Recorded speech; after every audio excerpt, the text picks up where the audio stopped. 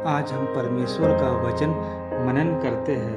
परमेश्वर आपको कभी नहीं छोड़ेगा, बल्कि हर पल हर कार्य में परमेश्वर आपकी सहायता और अगुवाई करेगा। हमें भी अपना पहला ध्यान परमेश्वर की ओर लगाना चाहिए, क्योंकि वही है जो हमें कभी नहीं छोड़ता है। तीसरे पहर के निकट यीशु ने बड़े शब्द से पुकार कर कहा, एली एली लामा, अर्थात हे परमेश्वर, हे मेरे परमेश्वर, तूने मुझे क्यों छोड़ दिया। प्रभु यीशु मसीह इस दुनिया में हमें बचाने के लिए आया, पर जब उसे सताया और यातनाएं दी गई, उसने अपना मुंह बिल्कुल भी नहीं खोला। दुखों से भरी इस दुनिया में हमें उससे प्रार्थना में बात करते वक्त सावधान रहना चाहिए। जब यीशु को क्रूस पर टांगा गया और जब वह अकेला इस भयानक दर्द को सह रहा था, तब उसने परमेश्वर से यह पूछा था कि उसने उसे ऐसे अकेला क्यों छोड़ दिया। हाँ, पृथ्वी पर रहते हुए भी उसने सामने कई बार ऐसी परिस्थितियां आई जब ऐसा लगा कि उसे अकेला छोड़ दिया गया है। क्या परमेश्वर ने उसे सचमुच में अकेला छोड़ दिया था?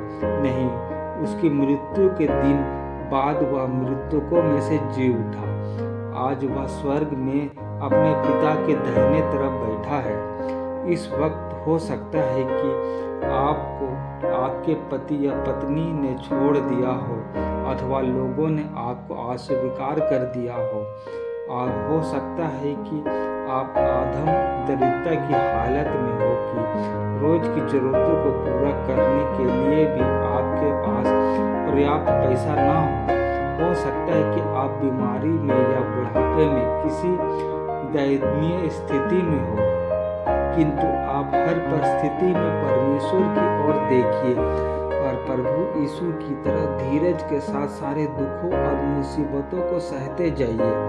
परमेश्वर निश्चित रूप से आपको आपके दुखों से छुटकारा दिलाएगा और आपको आशीष देगा।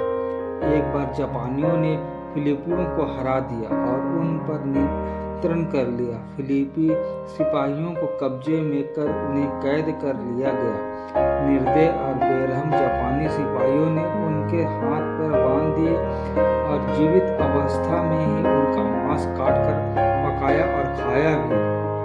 कितने भयानक और निर्दय थे वे लोग। जरा कल्पना कीजिए कि उन असहाय कैदियों के लिए यह सब कितना भयावह होगा। हमारे प्रभु यीशु को भी क्रूस पर इसी तरह से कोड़े मारा और कूटा गया। वह हमारे ही अपराधों के कारण घायल किया गया। वह हमारे अधर्म के कामों के हेतु कुचला गया। इसलिए हम जो क्रोध के संतान थे और पापों और अपराधों में मरे पड़े हुए थे, उसके द्वारा छोड़े नहीं गए, पर हमने जीवन पाया। वह आपसे असीम प्रेम के कारण हमें छुड़ाता है। इसलिए प्रभु यीशु के तरह आप दुख के समय धीरज रखिए और उसकी आशीषें ग्रहण कीजिए और एक आशीषित और आनंदित जीवन बिताइए। वह आपको सब कष्टों और प्रलोभनों से उबारने में मदद करेगा और कभी नहीं छोड़ेगा। हमें भी महान सामर्थी पिता परमेश्वर पर भरोसा करके हर कार्य को करना चाहिए, क्योंकि उन्नति और तरक्की हमें परमेश्वर पिता की ओर से ही मिलती है। हमें सारे चीज़ों में मदद परमेश्वर की ओर से ही मिलती है।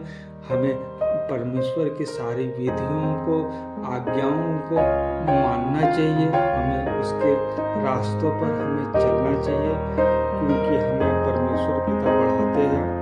हे महान सामर्थ्य पिता, हम लोग जिस किसी कार्य को भी करते हैं, उस कार्यों पर पिता आप अपनी असीम आशीष उंडेलिए, ताकि हम लोग उस कार्य को पिता सफलता पाए। महान सामर्थ्य पिता होने दीजिए, ताकि पिता हम लोग आपके पीछे चलने वाले सिपाही बन पाए।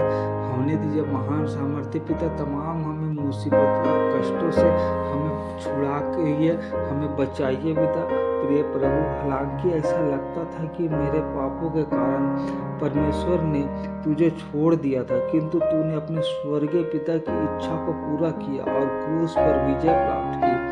आज मुझ पर अनुग्रह करके मैं तेरे पीछे चल सकूं और तेरी इच्छा को